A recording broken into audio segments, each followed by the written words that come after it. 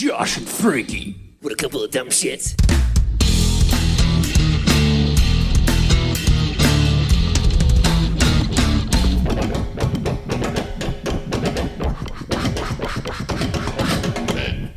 You may see horses trying to fly, a dog with parrots. Hello, primates! You found Primus Tracks. Congratulations. And I mean that wholeheartedly. There are many places to find Primus Tracks. This is the best one. We're also at Primus Tracks on Instagram and Threads. There's a Facebook page called, you guessed it, Primus Tracks. If you like that newfangled email, you can communicate with us digitally by typing a message and sending it to primustrackspod@gmail.com. This is a new concept. It's blowing me away. I am Josh. I'm one of the hosts of Primus Tracks. I'm a bit of a Morel and Chantrell guy. He is on the 39th floor of Primus Tracks Towers, where I assume he has some kind of greenhouse or grow space that has all kinds of varieties of mushrooms and other things. It's Frankie! Hey, Josh. Frankie, we are into it now. It is time for a Fungi and Foe, track by track. How you feeling about it? It's incredible how far we've come. It is. And as I discussed in the last episode, this is the first time I'm hearing the album in 16 years. Track by track, or did you already spin the full thing? Oh, great question. I have only listened to today's track. I'm taking Excellent. them one at a time in isolation so that I can really sink my teeth into them. Excellent. Sinking one's teeth into mushrooms, not a bad thing when they're the right ones. I'm an avid Morel and Chanterelle hunter. It's actually starting to be Chanterelle season here in Southern Oregon, Frankie, so I'm getting excited to go out to find some. Are you a mushroom guy or a mushroom man of any kind? I love mushrooms. Yeah, I like mushrooms on just about everything. Are there specific ones in Mexico that I don't know about? Small white ones.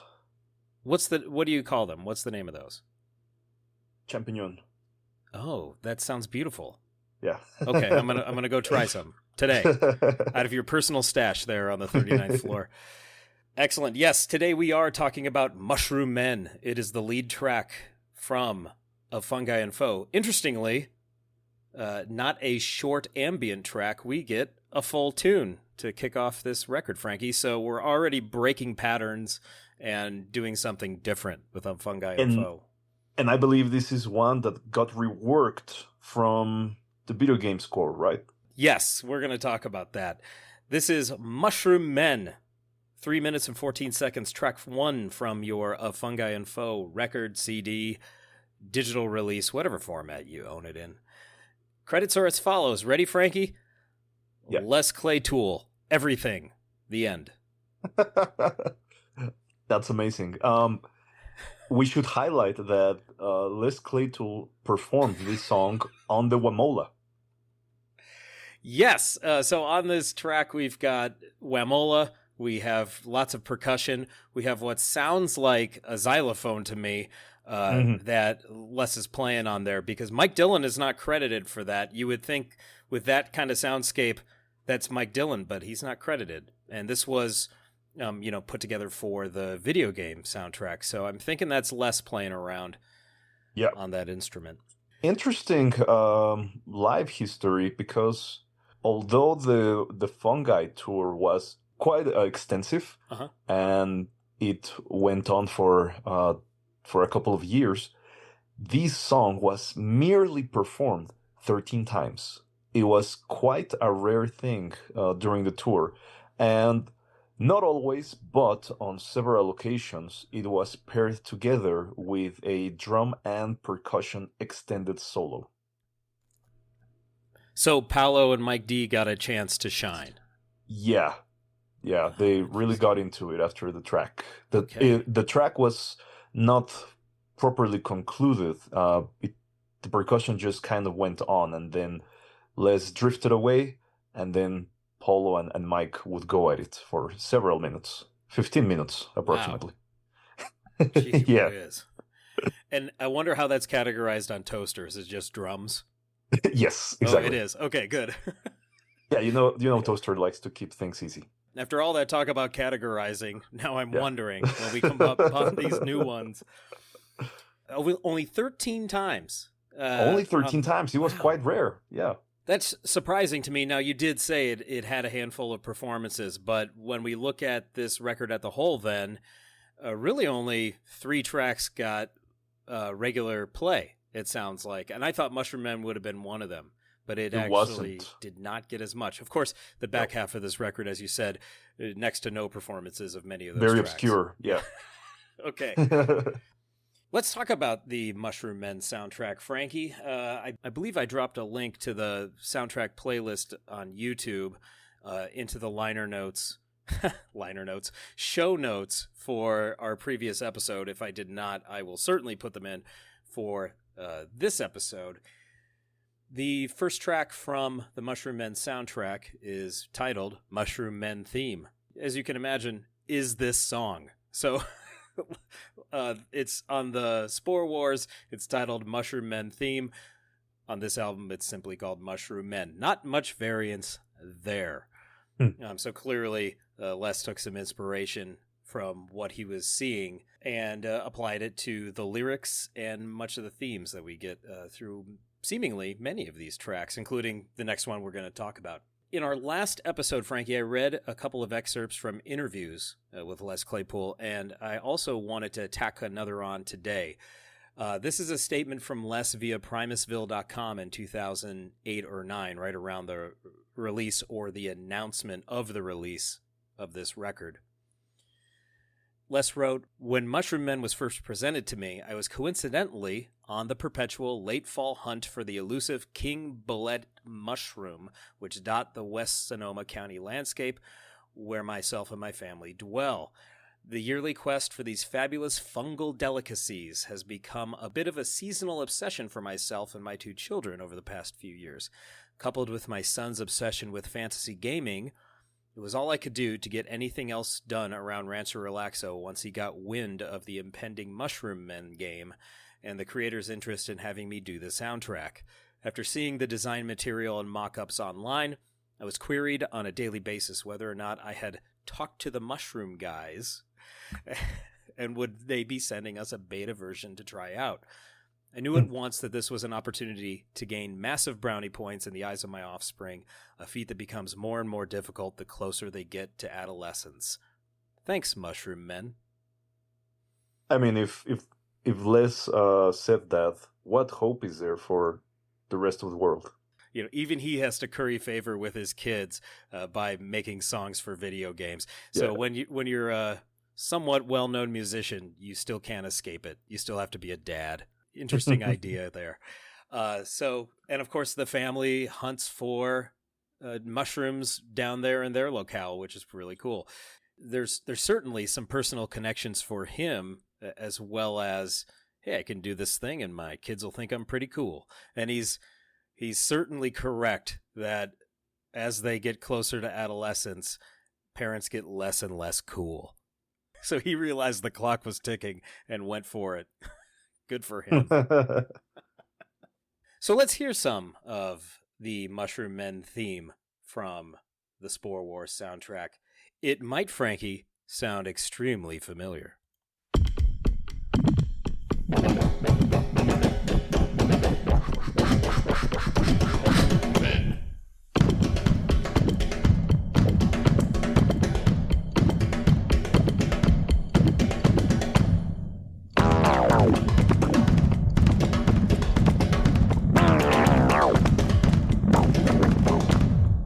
Sound familiar? Sounds intact.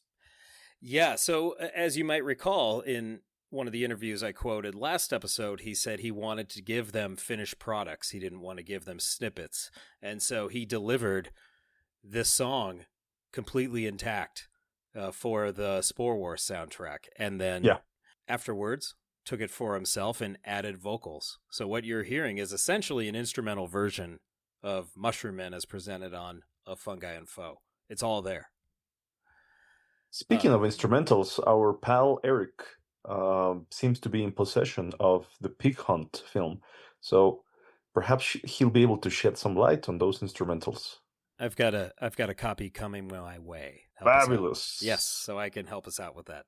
So what we have essentially is verbatim instrumentation, Frankie, that is carried over to Fungi and Foe.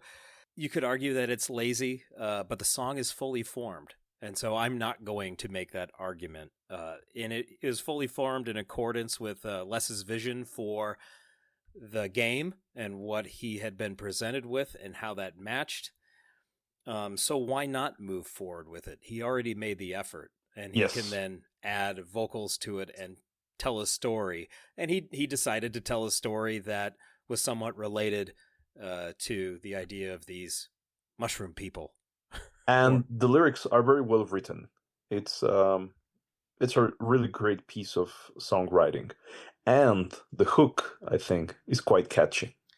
So, yes, when I listened to this recently for the first time in many, many years, some of it came back to me. And I will say, as in the preceding days after listening to it, Frankie, when walking the dogs, I found myself in idle moments vocalizing and just messing around with that. So it is catchy. There are some catchy elements to it. And the lyrics are a bit different, I think, for a Claypool tune. But that said, I cannot help but separate this from the game. And so I keep coming back to the idea that this is menu music. And so menu music, to me, it's catchy, but it's unobtrusive. It sets a tone, but lets you concentrate on what you're doing, as is required of any menu music when you are firing up a video game. I am not a gamer by any stretch, but when I was playing video games more regularly, say 15 years ago, that was something that I appreciated about the games I was playing. There's a certain aesthetic that you want to establish on the menu, which is the first thing you often see in these games. And I think that the Mushroom Men theme, now I actually haven't played this game, so I don't know if this is the menu music, but that is what I'm ascribing it to. So to me, it's it has the quality of establishing an environment or an aesthetic. And as you said, it's got some catchy elements, and it's got some whamola and some whimsy. And the other thing I noticed is, at least on the album version, of course, this YouTube upload is not of the greatest quality of the Mushroom Men soundtrack because it gets compressed. But on the studio version on the record, you can hear the stick hitting the whamola string. And so you can kind of hear that off in one channel. And I didn't know what it was for the first 45 seconds until it dawned on me that he had mic'd it there. And all right, so I can hear the stick. That's great. Very percussive, of course. We already heard the sample. Not much of a melody to be found throughout, which is par for the course sometimes with Claypool and Primus, but it certainly pulses with percussion. But I think it's also something inherent to the whamola, right? I mean, there's just so much you can do with the instrument. There are a lot of possibilities with the whamola, and you can get your own at pachyderminstruments.com. But watching somebody like our pal Ko play around with one on Instagram, or just walking by the display on the stops on the recent tour and hearing people mess around with it, there are lots of possibilities. And so he's mining those possibilities on this track, and from my vague memory, on many tracks throughout this record. And speaking of the whamola, there is a lone cover version on YouTube. I mean, there are a couple of videos of people singing the song, but there's just one lone video of someone playing the song on the whamola. I'm going to share it with you right here, and it's actually quite a good cover. That guy has done some really great covers on his channel. There you go. I'm impressed that somebody would give this a go. Exactly. Yeah. Very obscure song to cover. A cover of Mushroom Men.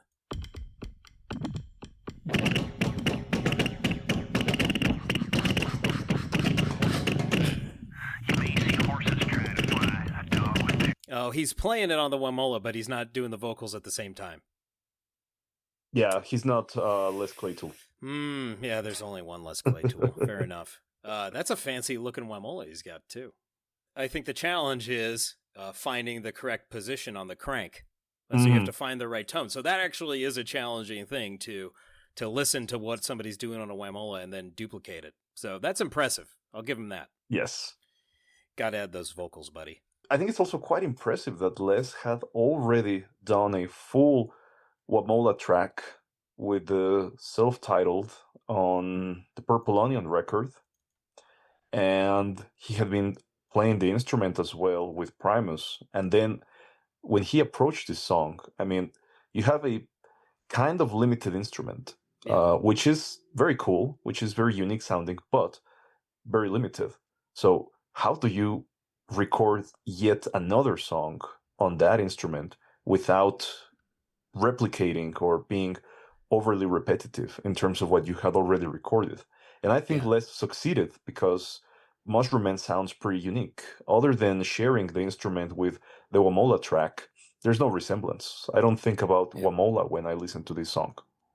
Same, yeah. And up to this point, and correct me if I'm wrong, other than the whamola track on Purple Onion, it was largely reserved for live performances and was kind of a novelty for the audience. That drum and whamola break. So they got to see it live, but it didn't really turn up on any records. But then on this one, it turns up in spades. Yeah. And there's something to be said about setting parameters for oneself. And I think I've talked about that before with things like the rules of poetry. And I'm using the term rules loosely because you can break them whenever you want.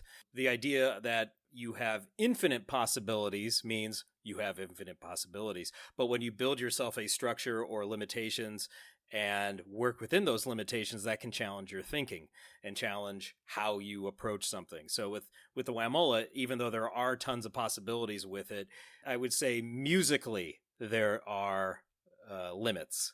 But Les is doing a lot of different things, particularly in this track, that are not necessarily melodic, but he's finding different things to do with this instrument. So it's not just a one-trick pony, I suppose. you can do a lot with it, even with one string and a crank. I wanted to play a bit more of the instrumentation because something's dawning on me, I think, as we talk about it.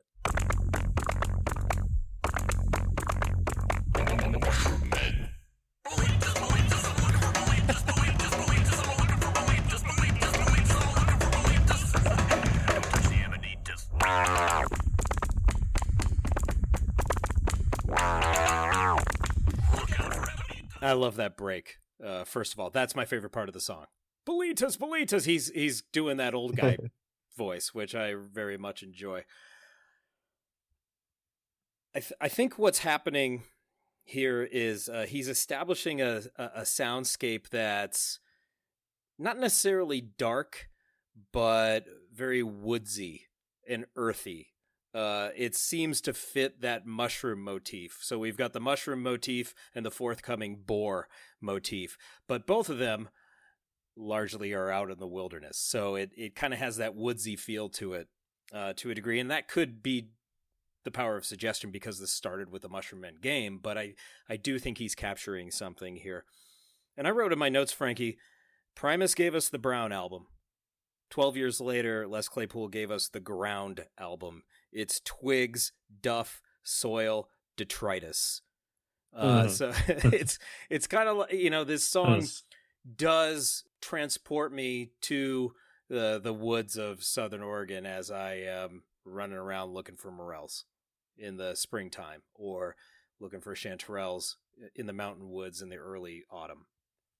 There is something there. I'm feeling a connection. And of course, there are elements of this that are catchy. And so there's something to it. I don't know that it holds me all the way through the song, but there are moments that I do like. I bet the next time I go walking the dogs, I'm still going to go and just mess around with that sound. Now, of course, we're talking about the first track on the record, but where does this rank for you on the record? Is this, for you, one of the stronger tunes or catchier tunes that holds your interest? Yes, it is. I think one of the better songs on the record. It sets a tone. It's quite a compelling way to start the record, And I like how it's a really odd song for me, because if you read the lyrics on paper, they read fairly extensive. Yet when you listen to the song, it manages to sound sparse. The lyrics come and go. Yeah. And when Les is doing that vocalization that you have highlighted, I've often wondered if that washing noise is his voice or if it's some kind of instrument. Yeah, I'm not entirely sure what he's doing there, if he's putting his voice through the envelope filter or something like that and messing with it. Very well could be that's what he's doing, pairing it with the Wemola, kind of filtering his voice too. And I think that's also kind of what gives it that ground woodsy feeling. Yes. Like, the voice is bubbling up to the surface. Like tree bark. Type thing. Yes. Yes, like that. Very much so, Don't be hasty. Like he's in Enter or something. Speaking of those lyrics, I mentioned that they're a bit different. There's no cautionary tale here. There is the warning, don't touch the amanitas. Look out for amanitas. For those of you unfamiliar, amanitas are very attractive mushrooms. They have a white stalk with a red top and those white spots on them. Many of them are poisonous, bad for you. Stay away.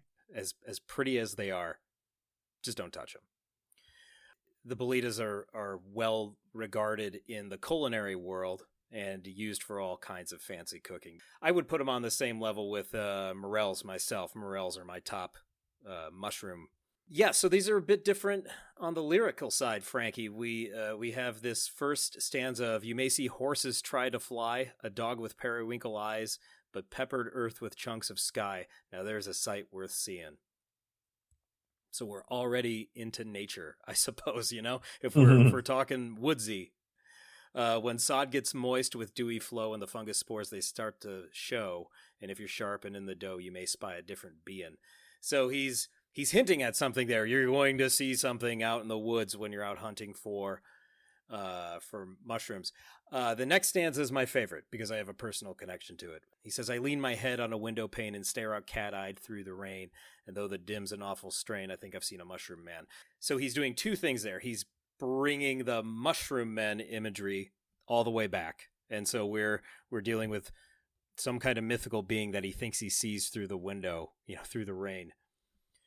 I have to say, Frankie, this takes me back to being a kid. There's no better feeling in the middle of winter when the heater is raging and I'm really warm inside the house. There's no better feeling than to pull up the curtain and put my forehead against the window because it is ice cold and it cools me down right away. All right. I did that a lot when I was a child. I don't think my parents kept the house too warm, but I would get hot and just press my forehead against one of the windows. Such a relief. So when I reread these lyrics, it took me back to those moments when I would do that. Then we get that break with bolitas and amanitas. And then we get a really interesting piece with, be it Seven Sons or Seven Trout. Seven Trout. Yeah. They came to see with throbbing doubt, Frankie, throbbing. The fungi as they pranced about. So we're seeing the dancing mushrooms again, or the anthropomorphized mushrooms. The Seven Sons or Seven Trout. Interesting idea.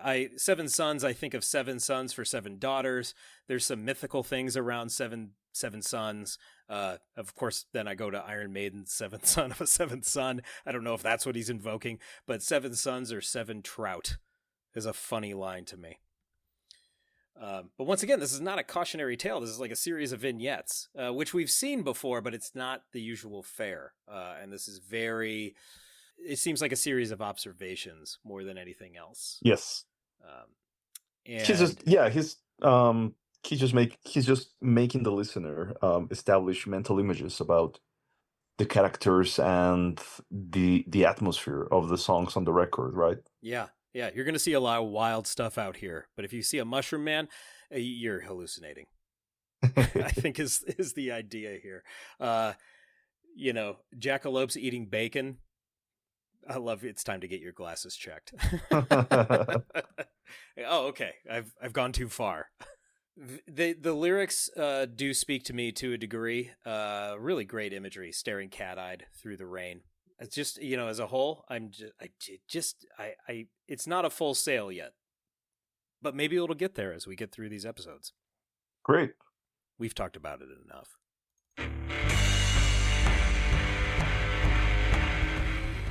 It's time for other people to talk about it, Frankie. It's Primates Takes. That is the universal constant over there at patreon.com/Primates Tracks. Go check it out. Of course, if you want your take on the track up for discussion read right here in the podcast, that's the place to do it. We do have some Primates Takes for Mushroom Men, Frankie. Now, I hope that my commentary in our preview episode is not influencing the thought process of our primates and primatrons and anybody else listening to this album or coming back to this album. My experience is mine. It doesn't have to be yours. It doesn't have to color your experience or influence you in any way. But I did have a feeling we'd get a mixed bag on the takes. So let's get to them. Skulligan Val says, I love the vibes and the sound. The lyrics really conjure something for me. If I'm sharp and in the know, I may spy a different being. That sounds amazing. Or maybe scary. Keep the animal and nature imagery coming, please. And that's a fascinating idea because we don't get a lot of straight up nature and animal imagery in Les Claypool lyrics. So that is a bit of a departure. Val also mentioned that nature imagery is rapidly disappearing from our literature.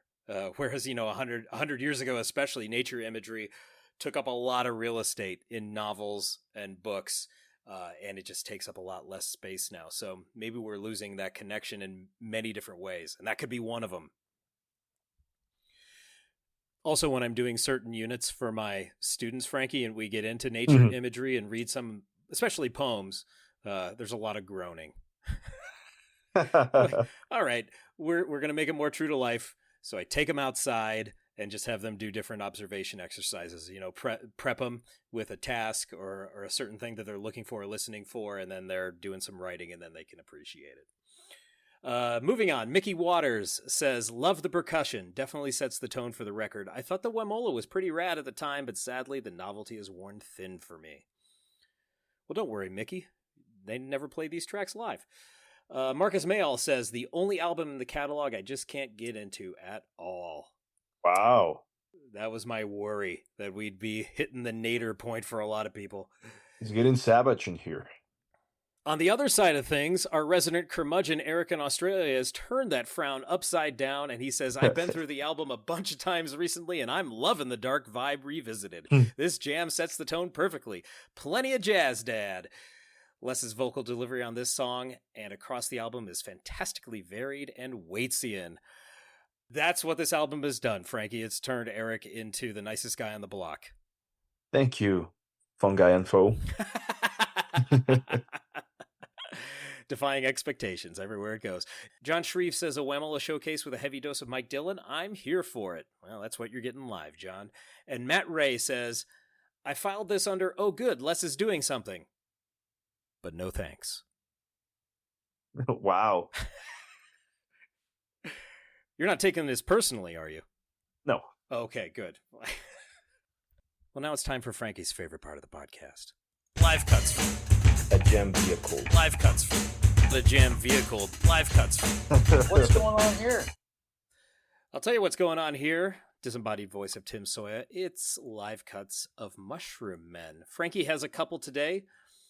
One is from May 23rd, 2009. The other is from March 26th, 2009. I would imagine both of these are available on Toasterland for anybody interested. Yes, they are. Excellent. So, May 23rd, 2009 is from Summer Camp in Chillicothe, Illinois. Wow, this checks in at a scant 3 minutes and 37 seconds, probably because the drums are moved to a separate track. Exactly. Let's hear it in all its glory.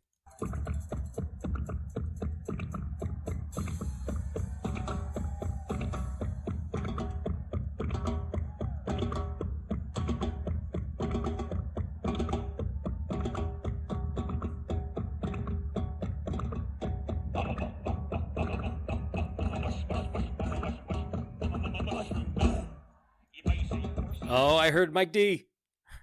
Yeah. Sounds faithful to the record there.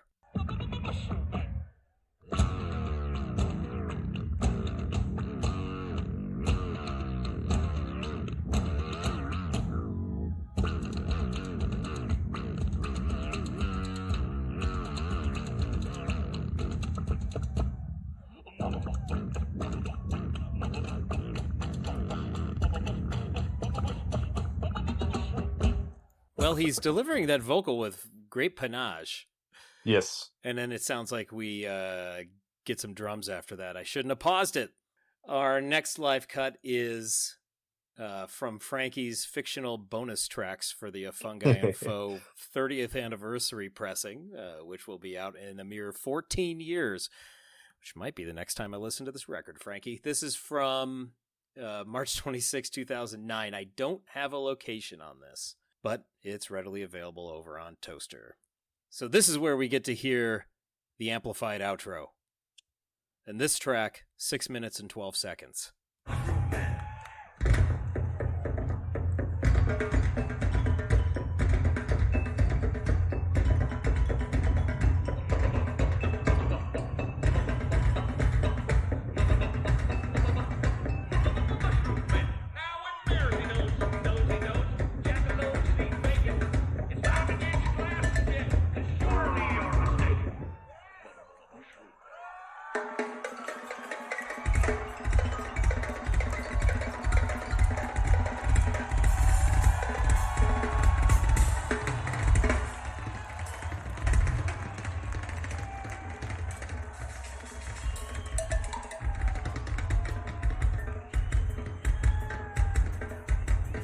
Nice pulse.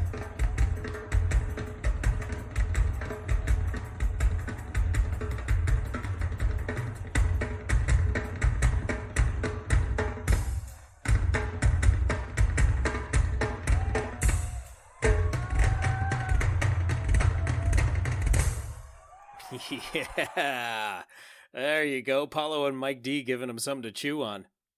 That's cool stuff. I like that is open for them to fill that space and let it rip after having, of course, to be very disciplined on percussion throughout that. Yes. And limited, I suppose, throughout that track because they have to serve its intention. Then they get to let it go. Well, Mushroom Men, I don't actually see you because I'm clearly hallucinating, but I can tell you that you've been tracked. That's all I've got for this one, Frankie. Parting thoughts on Mushroom Men? Compelling opening track.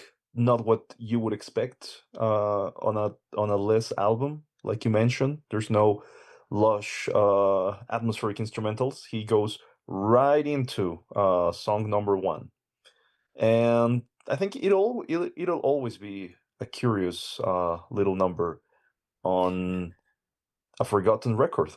Yeah, very fun song to listen to. I think like a fungus, this might grow on me. We'll find out. I'm certainly more receptive now than I was in 2009, and I'm looking for those little things. Will I go listen to Mushroom Men again as soon as we say goodbye? Probably not, but I'm more likely to. Primates, Primatrons, people of Earth, thank you all so much for listening. We'll talk to you next time. Later days. Willie Mays. Now when there's